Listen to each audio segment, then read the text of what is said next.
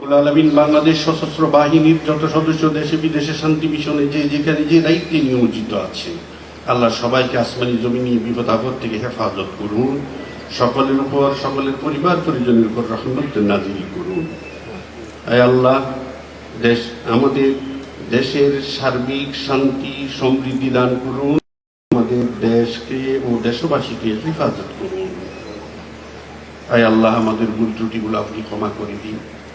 রব্বুল আলামিন আমাদের দোয়াকে আপনি কবুল করুন। রব্বিরহামহুমা কামা রাব্বায়ানি সগীরা।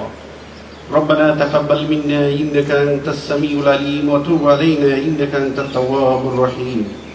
آمين برحمتك يا أرحم الراحمين.